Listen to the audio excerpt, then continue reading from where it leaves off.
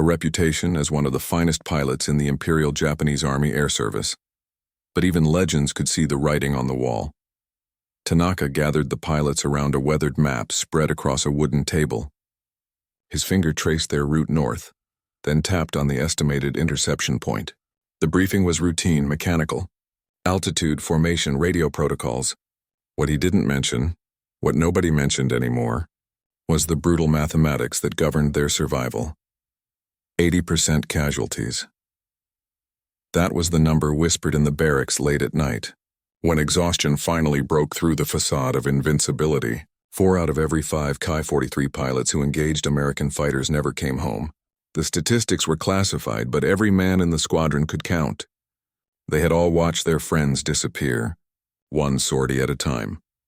Takeshi glanced at the newest addition to their unit, a baby-faced kid named Kenji Sato. He had arrived just 3 days ago, fresh from training school in Akino. His uniform was still crisp, his boots unscuffed. He listened to Tanaka's briefing with wide eyes and an eager nod, his hand resting on the katana his father had given him before deployment. The sword was a family heirloom, Kenji had explained proudly during his first night in the barracks.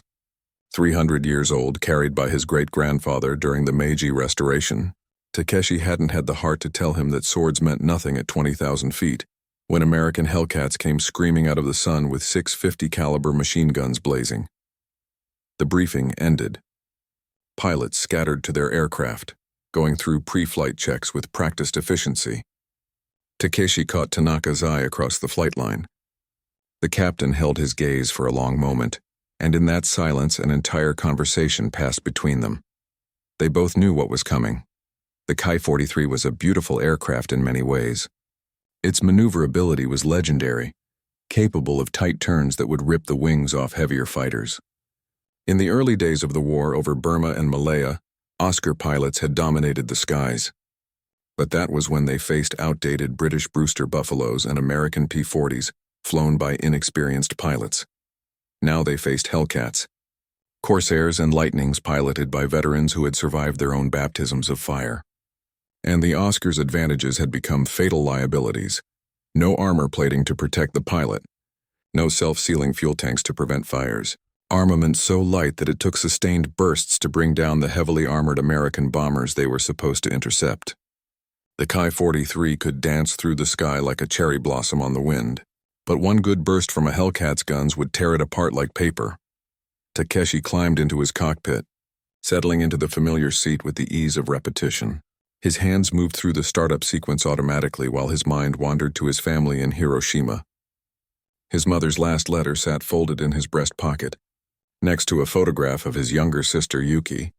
She had just turned 16, still innocent to the reality of what was happening to their country. The engine coughed, then roared to life. Around him, 17 other Oscars sputtered and awakened. Takeshi pulled his goggles down and adjusted his radio headset. Static crackled, then Tanaka's voice came through, calm and steady despite everything they knew. All aircraft prepare for takeoff. Stay in formation. Watch each other's backs. Remember your training. The unspoken message hung heavier than the humid morning air. Remember that most of you won't be coming back. The formation climbed through scattered clouds. 18 Oscars arranged in 3 flights of 6. Takeshi flew on Tanaka's wing, his eyes constantly scanning the empty blue expanse above and below. The radio remained silent except for occasional position checks. Every pilot knew that chatter attracted attention, and attention meant death. They had been airborne for 40 minutes when the first report crackled through. Enemy fighters, bearing 030 altitude advantage, estimated 30 plus. Takeshi's stomach tightened. 30 American fighters against their 18. The math was getting worse by the minute. Tanaka's voice cut through the tension. All flights climbing turn to intercept. Maintain formation discipline. But discipline shattered the moment the Americans dove out of the sun. The Hellcats came like thunder, 6-gun salvos tearing through the formation before the Oscars could react. Takeshi saw the aircraft to his left simply disintegrate, transformed from fighting machine to flaming debris in less than a heartbeat. No parachute. No time for the pilot to even scream. Brake right, someone yelled into the radio, panic overwhelming training. The formation scattered. Takeshi threw his Oscar into a hard turn. the lightweight fighter responding instantly to his inputs. A Hellcat flashed past his canopy, so close he could see the pilot's face behind the armored windscreen. He pulled tighter, feeling the G-forces press him into his seat, trying to get onto the American's tail. The Oscar turned inside the Hellcat easily. Takeshi lined up his shot, pressed the trigger. His twin machine guns chattered, tracers arcing through the air. Most of the rounds missed. The few that connected sparked harmlessly off the Hellcat's armor plating. Then the American simply dove away, using the superior power of his engine to escape before Takeshi could adjust. The Oscar couldn't follow. It lacked the speed, the power, the weight to match that kind of maneuver. All around him, the sky had become a chaos of turning aircraft, smoke trails, and falling debris. Takeshi caught glimpses of other Oscars, some chasing Hellcats in futile circles, others already trailing fire and plummeting toward the ocean below. Where's Sato? The thought struck him suddenly. The new kid, Kenji, with his family sword and his eager smile. Takeshi rolled inverted, searching the battlefield. He found Kenji's Oscar 2,000 feet below, trying desperately to shake two Hellcats that had latched onto his tail like wolves on a wounded deer. The kid was pulling every maneuver from the training manual, tight turns and barrel rolls that would have impressed his instructors back in Akano. But the Americans weren't impressed. They were patient. They knew the Oscar had to turn eventually, had to straighten out, had to present a target. When it did, both Hellcats fired simultaneously. Kenji's Oscar exploded in a ball of orange flame. No ejection. No parachute. Just gone, along with that 300-year-old sword and all the pride his father had placed in him. Takeshi felt something break inside him as he watched Kenji's aircraft fall. Not grief, not anymore. There wasn't room for grief when death came this fast, this often. What broke was the last fragment of illusion, the final lie he had been telling himself to climb into the cockpit each morning. They were not warriors. They were not samurai of the sky. They were young men being fed into a machine that consumed them with industrial efficiency, flying aircraft that had been obsolete the moment American factories began running at full capacity. Another Oscar spiraled past him, trailing black smoke. He recognized the tail number. Lieutenant Matsuda, a quiet man from Osaka who collected poetry and dreamed of becoming a teacher after the war. There would be no after the war for Matsuda. There would be no after the war for any of them if this continued. Takeshi's radio crackled. "Reform on me," Tanaka's voice commanded, strained but steady. "All remaining aircraft disengage and reform." Remaining aircraft. They had launched with 18. Takeshi counted 9 Oscars struggling to break contact and climb toward Tanaka's position. Half the squadron gone in less than 10 minutes of combat. The Americans let them go. Why waste ammunition on retreating targets when there would be fresh prey tomorrow? As the survivors limped back toward Kagoshima, flying through the afternoon sun that now seemed mockingly beautiful, Takeshi made a decision. If he survived this landing, if he made it back to the barracks one more time, he would write everything down. The truth about the Oscar, about the tactics that didn't work, about why 80% of them died, not for glory, not for honor, but because maybe somewhere in the chain of command, someone would read it and change something before the next batch of eager 19-year-olds climbed into these death traps. If you are watching this and thinking about those young men, about the impossible choices they faced in a war that had already been lost, take a moment and subscribe to this channel. Their story deserves to be remembered, and the truth about why so many died needs to be told. The real turning point is just beginning. They touched down at Kagoshima as the sun began its descent toward the horizon. 9 aircraft out of 18. Tanaka was the first to shut down his engine and climb out, his face carved from stone. He stood beside his Oscar for a long moment, staring at the bullet holes that stitched across the fuselage, inches from where his body had been sitting. The ground crews worked in grim silence, counting the empty hardstands, already knowing they would need to paint over names and apply new squadron numbers before morning. The replacement pilots would arrive within days. Fresh faces, confident walks, eager to prove themselves, and the cycle would continue, unless someone broke it. That night, while the other survivors tried to sleep through nightmares of burning aircraft and screaming radios, Takeshi sat at the small desk in the corner of the barracks. A single oil lamp flickered beside him as he wrote, his hand moving steadily across the paper despite the tremor that had started after he landed. He documented everything. The Oscar's lack of armor, the inadequate armament, the fuel tanks that turned each aircraft into a flying bomb with a single tracer round, the American tactics that exploited every weakness, the training that prepared pilots for a war that no longer existed. But more than technical failures, he wrote about the human cost. About Kenji Sato, 19 years old, dead on his second combat sortie. About Matsuda and his poetry that would never be written. About the lie that kept sending boys into the sky in aircraft that could not protect them. When he finished, dawn was breaking. Takeshi folded the report carefully and walked across the base to Tanaka's quarters. The captain was already awake, sitting outside with a cup of bitter tea, staring at the flight line where mechanics were working to prepare the remaining Oscars for another mission. Tanaka read the report in silence. When he finished, he looked up at Takeshi with eyes that carried the weight of 2 years of watching men die. "This will end your career," the captain said quietly. "Possibly your life. Criticizing command decisions, questioning strategy, suggesting our aircraft are inferior. These are not small accusations, Lieutenant." Takeshi met his gaze steadily. "With respect, sir, my career will end when a Hellcat puts rounds through my fuel tank, which, based on current statistics, should happen within the next 3 sorties. At least this way, maybe the next generation gets a better chance." Something shifted in Tanaka's expression. The mask of the hardened officer cracked, revealing the man underneath who had watched 43 enemies fall, but had lost count of how many friends had fallen beside him. "I have been writing similar reports for 6 months, Tanaka admitted. "Everyone has been ignored or buried. Command does not want to hear that we are losing because our aircraft cannot compete. They want to hear about fighting spirit and Bushido and noble sacrifice, then we send it higher," Takeshi said. "We send it to someone who cannot ignore it." Tanaka was quiet for a long moment. Then he stood, walked into his quarters, and returned with a folder thick with documents.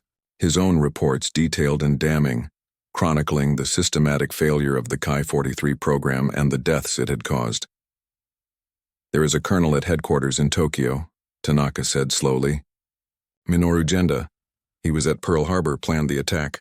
He understands modern air warfare. If anyone will listen, it would be him." "Then we send it to Genda," Takeshi replied. "Today, before the next sortie kills more pilots who deserve better." The report reached Colonel Genda 3 days later, carried by a courier who understood the urgency in Tanaka's sealed envelope. Those 3 days cost them 4 more pilots, 4 more names scratched off the roster, 4 more families who would receive letters expressing gratitude for their son's noble sacrifice. Takeshi flew 2 more sorties during that time. Both ended the same way. Scattered formations, desperate fights against superior aircraft, and retreats that felt more like routes. He survived through a combination of skill, luck, and the grim mathematics that said not everyone could die every time. On the 4th day, new orders arrived. Captain Tanaka was summoned to Tokyo immediately. Lieutenant Yamamoto was to assume temporary command of the squadron. The message was terse, official, revealing nothing about why or what would happen next. Tanaka left that afternoon, but not before pulling Takeshi aside. "Genda read it," the captain said quietly. "All of it. He is bringing it to the attention of General Kawabe and the air staff. I do not know what will happen, but at least someone is listening." 2 weeks passed. The squadron continued to fly, continued to bleed. Takeshi led missions with the same stoic determination Tanaka had shown, trying to keep inexperienced pilots alive long enough to learn the hard lessons that might save them. Then, in late April, the orders came through. The Ki-43 squadrons were being rotated out of frontline service. The surviving pilots would be reassigned to new units equipped with Ki-84 Hayabusa and Ki-100s, aircraft with armor, with heavier armament, with engines powerful enough to match American fighters on more equal terms. It was not perfect, not a miracle, but it was a chance. Tanaka returned from Tokyo thinner, older, but with something resembling hope in his eyes. "Genda went to the wall for us," he told Takeshi privately. "He stood in front of the air staff and told them that we were murdering our own pilots by sending them up in inadequate aircraft. He used your words, your statistics. He made them see what they had been refusing to see. And they listened?" Takeshi asked, barely allowing himself to believe it. "Some did. Enough did. The Ki-43 program is being phased out for frontline combat. They are admitting quietly That we need better aircraft or we need to stop pretending we can win in the air. Tanaka paused. 43 pilots from this squadron died proving that point. But because of them, because of what we documented, the next 43 might have a better chance. Takeshi looked out at the flight line, at the Oscars sitting silent in the fading light. Beautiful aircraft, graceful, agile, deadly to fly in modern combat. Monuments to a doctrine that had cost thousands of young men their lives. But now, finally, someone had listened. Someone had cared enough to change the equation. September 1945. The war was over. Takeshi stood in the ruins of Kagoshima Air Base, now silent except for the wind moving through broken hangars and shattered runways. The Americans had bombed it 3 times in the final months. Nothing remained of the operations building where Tanaka had given those desperate briefings. Nothing left of the barracks where he had written his report by lamplight. But he was alive. Against all odds, against all statistics, he had survived. Tanaka stood beside him, both men in civilian clothes now, the military structure that had defined their lives dissolved in the wake of surrender. The captain had aged a decade and 18 months, but he was breathing, walking, present. That alone felt like victory.